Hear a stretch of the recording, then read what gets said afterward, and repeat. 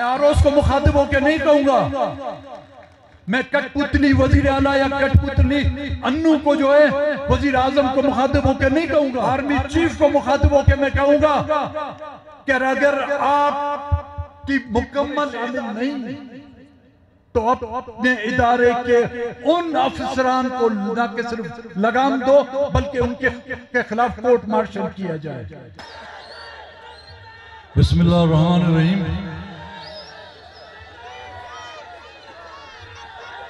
हाज़रीन मजलिस, मेहरबानी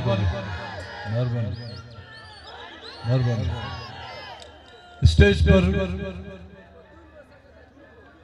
बैठे हुए चार जमाती इत्तेहाद के अकाबरीन, महमूद खान जगजी साहब, डॉक्टर अब्दुल मालिक बलोच साहब, अब्दुल खालिक हजारा साहब, बलूचिस्तान नेशनल पार्टी पश्तूनख्वा मिली अवामी पार्टी, हजारा डेमोक्रेटिक पार्टी के वर्करों, बुजुर्गों, नौजवानों, ख़वातीन व हज़रात, आप तमाम हाज़रीन मजलिस का मैं शुक्रिया अदा करूंगा कि धांधली के हवाले से आज के इस एहतजाजी जलसे में आप लोगों ने शिरकत इख्तियार की। मैं बीएनपी के मरकजी साथियों की तरफ से आप तमाम ख़वातीन हज़रात का मशकूर व ममनून हूँ और शुक्रिया अदा करता हूँ। मैं कोयटा, मस्तूम, कलात, सूरार, खुजदार और बलूचिस्तान के दीगर इलाकों के उन वोटरों का, उन हमदर्दों का जिन्होंने मुझ समेत बलूचिस्तान नेशनल पार्टी के उम्मीदवारों को कामयाब कराया। आपने तो हमें कामयाब कराया, लेकिन इस मुल्क में कामयाबी उसको नसीब होती है जिसको फरिश्ते वोट देते हैं। अब भला मुझ जैसे और खान महमूद खान जैसे गुनाहगार को फरिश्ते क्यों वोट देंगे? हम तो गुनाहगार हैं ना। इस मुल्क के सबसे बड़े आईन तोड़ने वाले भी हम हैं। इस मुल्क को बांग्लादेश किसी और ने नहीं बनाया, मैंने महमूद खान ने मिलकर बनाया। आपको याद होगा महमूद खान, मैं भी छोटा था, आप भी छोटे होंगे। हम लोगों ने क्रिकेट के बैट से जो है पाकिस्तान तोड़ के बांग्लादेश बनाया। आईन जब भी मार्शल लगाए, आईन भी हमने तोड़ा, मार्शल भी हमने लगाया। इस मुल्क में मुंतखब हुकूमतों का खात्मा भी हम लोगों ने किया। यहां पर नौजवानों को अगवा भी हम लोगों ने कराया।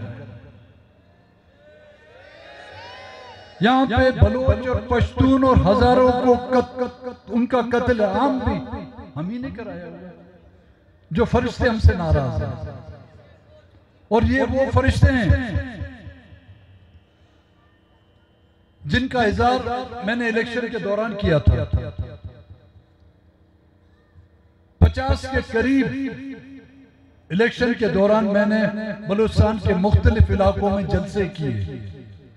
हजारों की तादाद में लोगों ने उसमें शिरकत की और हर जलसे में मैं ये कहता था आपके वोट हमें मिलेंगे, लेकिन जीतेगा वो जिसको जिन और भूत या फरिश्ते वोट देंगे। और हकीकत तो वही हुआ।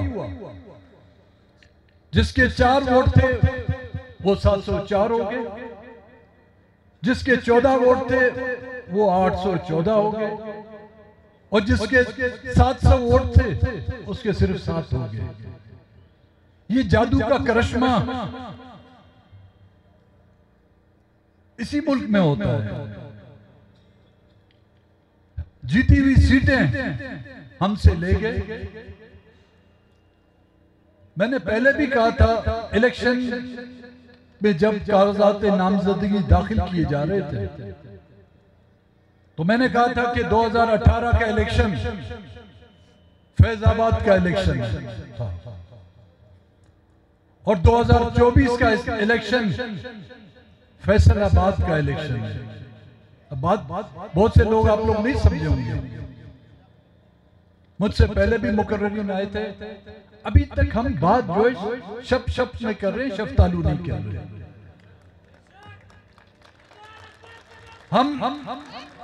हम लुट गए हैं, हम फरियादें कर रहे हैं, हम अपना हिसाब किताब रख रहे हैं, लेकिन निक्के दे अब्बा का नाम नहीं ले रहे। मौलाना फजलुर रहमान उसको निक्के दा अब्बा कहते हैं। और हम पूरा का पूरा बोझ जो है इन बदबख्त आरोज पे लगा रहे हैं। इनकी ये मजल, चलो भाई एक आरो होता, कोयटे में मेरे ख्याल में 4 हर असेंबली में एक आरो होगा ना। 9 सूबाई असेंबली के उम्मीदवार हैं, 9 आरो तो सूबाई के होंगे, 3 कौमी असेंबली के उम्मीदवार हैं, 3 आरोज उनके होंगे, डीआरओज होंगे। ये पूरे बलूचिस्तान में तो इनकी तादाद सैकड़ों में होगी। तो ये तमाम के तमाम आरोज एक पेज पर कैसे आ गए? उनको सिरातुल मुस्तकीम पर पहुंचाने वाले कौन थे? क्यों हम उनका नाम नहीं ले रहे?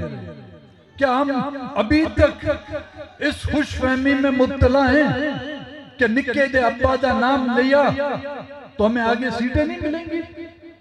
क्यों नहीं हम कहते कि इस पूरे बलूचिस्तान के इलेक्शन में धांधली करने वाले आरोज नहीं बल्कि यहाँ का कोर कमांडर है? क्यों हम यहाँ के सेक्टर कमांडर का नाम नहीं लेते कि यहाँ के इलेक्शन में धांधली करने वाला यहाँ का सेक्टर कमांडर है, जिसको आईएसआई का सेक्टर कमांडर कहा जाता है? क्यों हम यहाँ पर आईएसआई के उस हवादार का नाम नहीं लेते? हमारी बिजलियां कड़कती हैं तो आरोज पर, हमारा गुस्सा निकलता है तो आरोज पर, लेकिन उनका हम नाम नहीं लेते।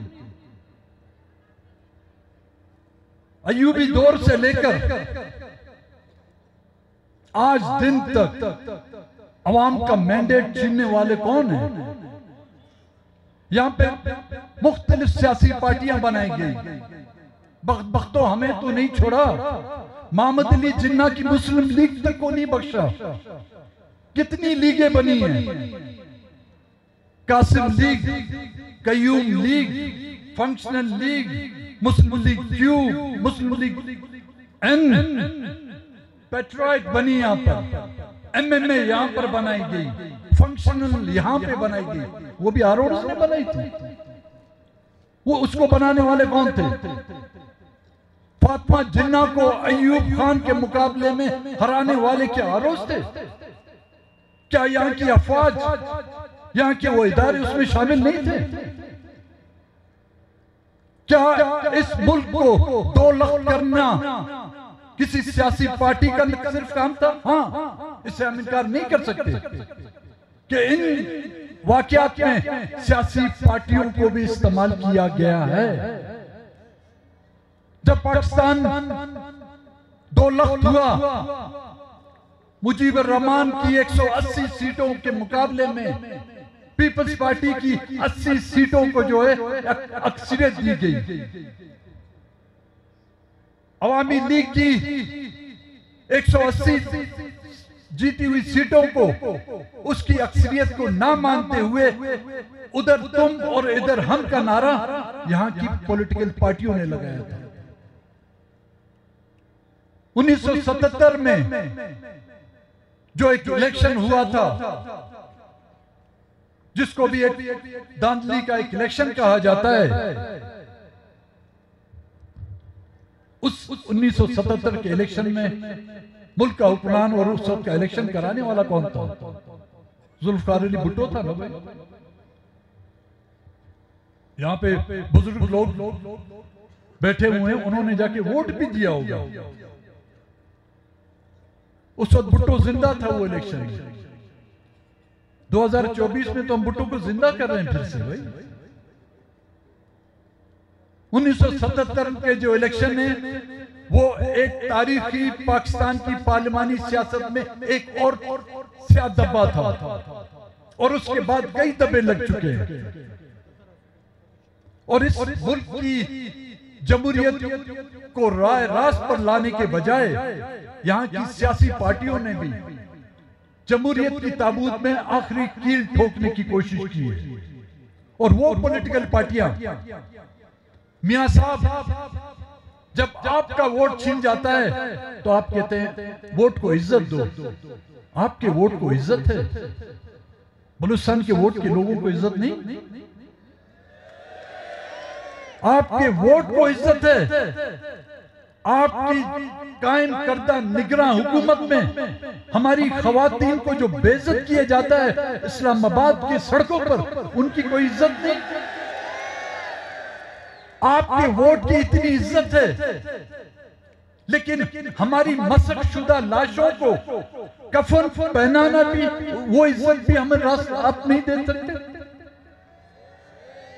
आपकी एक सीट चली जाए तो आप आर्मी चीफ से लेकर DGISI तक, फौज तक जो है को बुरा भला नहीं कहते हुए नहीं थकते। हमारे घरों के घर मस्मार किए जाते हैं। हमारी इज्जतों को ऐसी शाहराहों पर हाथों पर पकड़ कर उनको पुलिस की गाड़ियों में घसीट कर डाला जाता है। हमारी कोई इज्जत नहीं। आपकी खवातीन को चंद घंटों के लिए पाबंदे सलासल किया जाता है तो आप जमीन को जो आसमान पर उठा लेते हैं। लेकिन हमारे खानदान के खानदान उठा लिए जाते हैं। 20-20 सालों से हमारे नौजवान गायब हैं। जब हम ये फरियाद लेके आपके पास आते हैं, आप हमें भेजते हैं कि जाओ आर्मी चीफ से मिलो। आप हमें भेजते हैं कि जाओ DGISI से मिलो।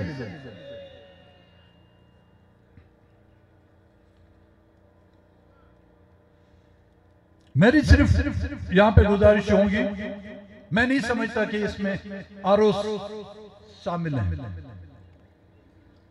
कोई भी शख्स या कोई भी कुव्वत या कोई भी इदारा, चाहे वो फौज का इदारा हो, चाहे वो ब्यूरोक्रेसी हो, चाहे वो पॉलिटिकल पार्टी हो, चाहे वो निगरान हुकूमत हो, जिनके हाथों से आईनी मामलात में मुदाखलत की जाती है, जिनके हाथों से सियासी मामलात में दखल अंदाजी की जाती है, जिनके हाथों से हुकूमत साजी में मुदाखलत की जाती है, जिनके हाथों से इलेक्शन के नताइज को तब्दील किया जाता है, मैं समझता हूं वो आइन के खिलाफ वर्जी के दायरे में आता है और उन पर आइन के आर्टिकल 6 के तहत उनको सजा होनी चाहिए।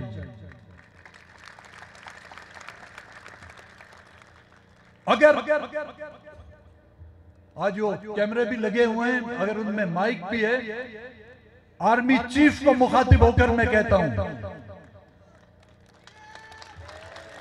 मैं आरोस को मुखातिब होकर नहीं कहूंगा, मैं कठपुतली वजीर आला या कठपुतली अन्नू को जो है वजीर आजम को मुखातिब होकर नहीं कहूंगा।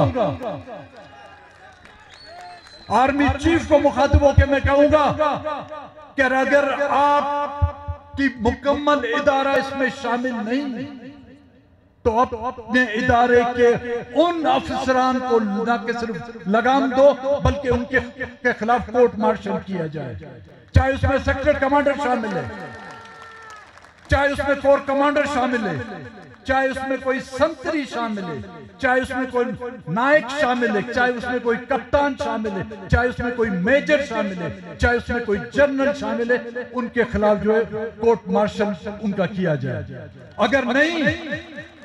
अगर नहीं तो हम ये समझेंगे कि ये दौर जमहूरी दौर नहीं, ये मार्शल लॉ की एक नई किस्म आप लोगों ने ऐजाद की है।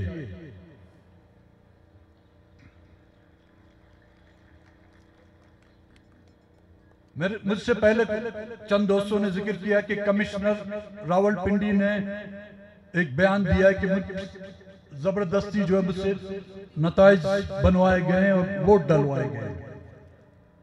चलो भाई, किसी ने तो इस मुल्क में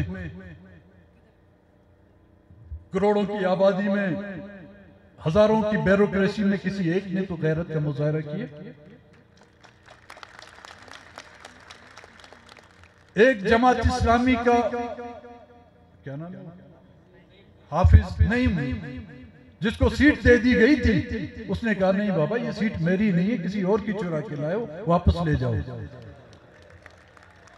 लेकिन हम बलोच और पश्तून जो अपने आप को अवाम का नुमाइंदा भी कहते हैं और हकीकतन हम ये बात कहते हुए नहीं थकते कि हम सबसे ज्यादा गैरतमंद और इज्जतमंद कौम है, लेकिन इस गैरत का मुजाहरा एक कराची के उर्दू स्पीकिंग महाजर ने किया, जिसने अपनी सीट वापस दे दी। यहां से कितने चोर जो है सीट ले गए और सीट उठा के जेब में डाल के और आराम से वो लोग आराम से बैठे हुए। हमने इलेक्शन में भी ख्वारी की, तगदो की, भागे दौड़े, अभी तक हम लोग दौड़ रहे हैं। वो यार वाले आराम से बैठे हुए क्योंकि उनके मामे की सीट थी ना। वो कराची से नहीं मुल्क इस्तीफा दे सकता है, कमिश्नर एक वहां से इस्तीफा दे सकता है। तो यहां पर आरोज जो है बलोच हो चाहे पश्तून हो, खुदा के लिए कुछ तो गैरत का मुजाहरा करो तुम यारो। इस सरजमीन का कर्ज तो कुछ चुकाओ। रोज अव्वल से जो है ना तुम इस सरजमीन के नाम पे तनख्वाहें भी लेते हो, अलाउंसेस भी लेते हो, रिश्वतें भी इसके नाम पे लेते हो। जो कुछ तुमने लिया वो तुम पर माफ है, कम से कम थोड़ी सी गैरत का मुजाहरा करो जो रावलपिंडी के कमिश्नर ने जिसका मुजाहरा किया।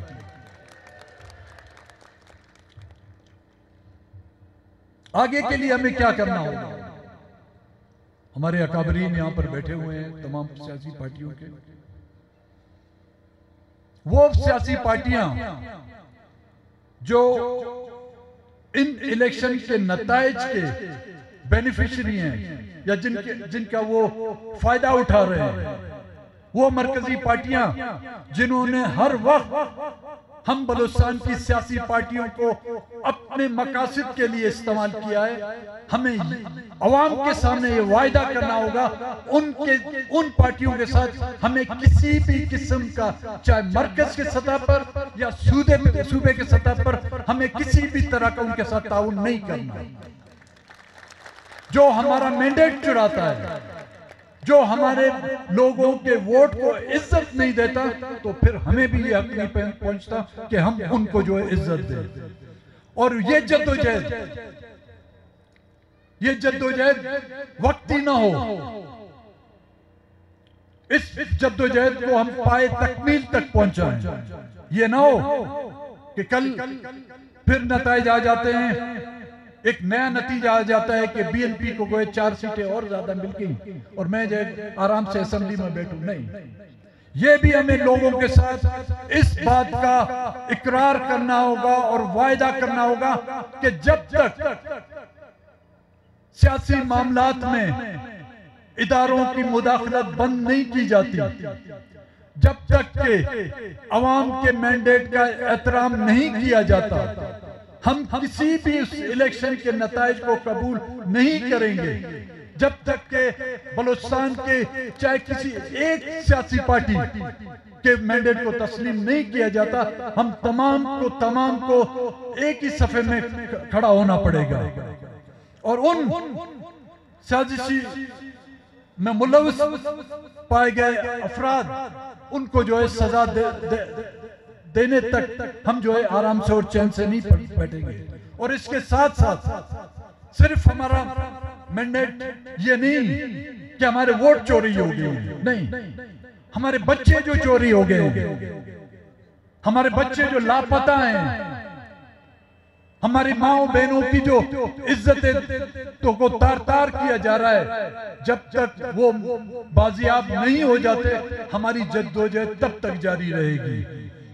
सूबे भर में सरकार की सरपरस्ती में चलने वाले डेथ स्क्वाड, चाहे वो बलोचों में हो, चाहे वो पश्तूनों में हो, चाहे वो हजारों में, जब तक कि उनका खात्मा नहीं हो जाता हमारे ये एहतजाज उस वक्त तक जारी रहेगा। आप तमाम दोस्तों का ममनून और मिन्नतवार हूं। अगर मेरे चंद बातों से किसी भी दोस्त की, उनकी नहीं, फरिश्तों की नहीं, आपकी किसी की दिल आजारी हुई उसकी माजरत चाहूंगा।